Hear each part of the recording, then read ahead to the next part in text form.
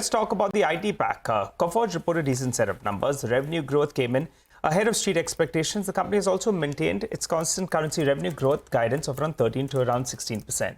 Sudhir Singh, CEO and ED of Coforge, joins us on the show. Hi, Sudhir. Good morning. Numbers look fairly good, Sudhir, and you stick to that guidance of 13 to 16%. What's it likely to drift towards, the upper end or the lower end? Point number one.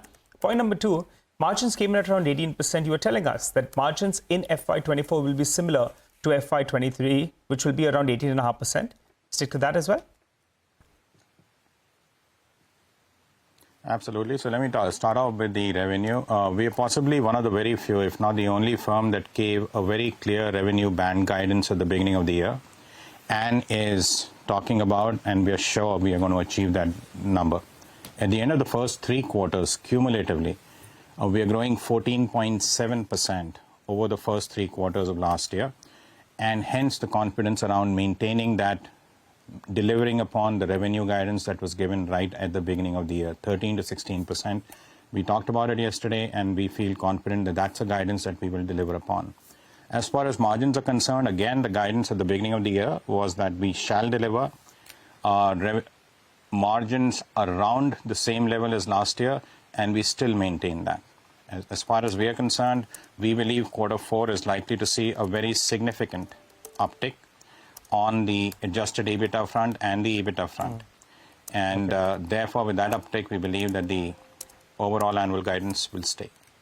But what about the revenue growth guidance, Sudhir? I want to know whether you're drifting towards the upper end, which will be 16%, or the lower end, 13%. It's a given that you're going to be achieving this band now, and you're sounding very confident, and you sounded like that even in the past quarter.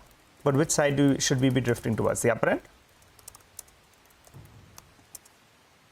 Well, we talked about it yesterday on the investor call as well. We will be somewhere around the lower end of the guidance, but the important thing that I want to accentuate once again is possibly the only firm that gave a guidance, has held on to the guidance, and will meet the guidance.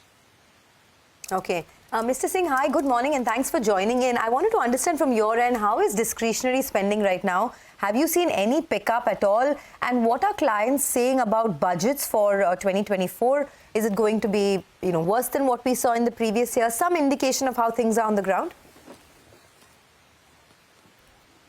Well, the demand macro continues to be tough, and I suspect it's likely going to continue more or less in the same holding pattern for the coming quarters.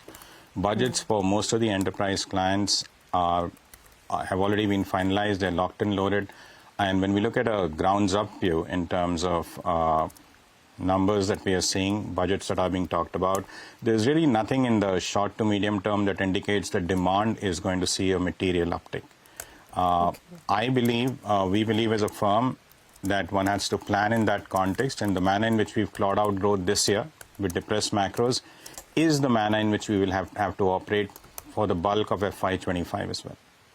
Okay, so you're saying that demand macro continues to be tough, and there is no reason to believe that there'll be a material uptick. Would that also mean that certain segments, like say insurance, for example, where you've seen a little bit of pressure, will continue to be weak even over the next couple of quarters as well? Insurance actually has done fairly well for us. At the end of the first 3 quarters, insurance is growing 11.5% YTD in CC terms. We believe insurance, banking, travel, and public sector, which are now the 4 core verticals of the organization, all of them are likely to be fairly similar in terms of growth that we will record over the coming quarters and the coming year. Mr. Singh, we're still talking about FY24. I don't know if I can nudge you to talk about FY25, or is too far out. What are your thoughts, sir? I mean, as you say, this is the year. I mean, if the US has got to see any slowdown, it'll be this year. Or maybe it'll just glide through, and there'll be no soft landing or anything, and it'll be much better. Economists are expecting that the economy should be fine shape by the end of it, but you never know. So how do you think about FY25 as a year? Because, as you said, budgets have been finalized, locked and loaded, so you'll have some sense. Well, I mean, we're really not seeing the demand situation changing materially at all in FY25. Therefore, at an industry level, one should expect growth numbers, which will also broadly be in line with FY24 numbers. Of course, as an industry, one will always have outliers, both on the positive and the negative side. But at this stage, there's absolutely no reason to believe, looking at the enterprise budgets and the manner in which they've already been closed, for demand to be reversing or seeing a material uptick anytime soon. So FY25 also, I mean, again, not a formal guidance, but around that 30-odd% growth level, right? In terms of what you're expecting in 23, around those levels. Yeah, we'll offer a guidance. We'll offer a guidance at the end of the next quarter. Normally, our annual guidance comes in at the beginning of the year, and that's when we'll offer it. Okay, all right. Sudhir, I wanted to ask you also about the finance costs. It went up a little bit. You know, you were looking at restructuring some part of the debt. I think it came in at around 35 crores, the finance cost for the past quarter, which compares with around 22 crores.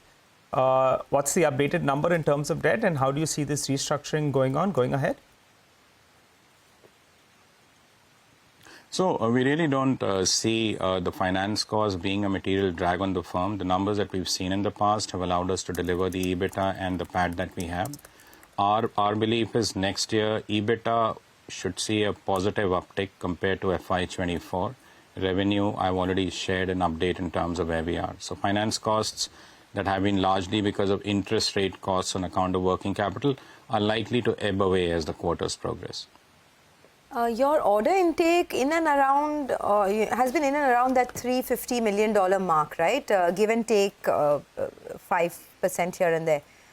Is the deal velocity going to be like this over the next few quarters as well? We feel pretty good about the deal velocity. When we look at the pipeline that we have, the fishnet that we have in terms of the deals in play right now, we think deal velocity should sustain in the first 3 quarters. We've closed 8 large deals, 3 in the last quarter, quarter 3, which is a seasonally weak and a shorter quarter. So deal velocity should sustain, and that is why we believe even if the macros are going to be depressed, and I believe that's highly likely, we should still be able to clock growth as we've been able to do this year as well.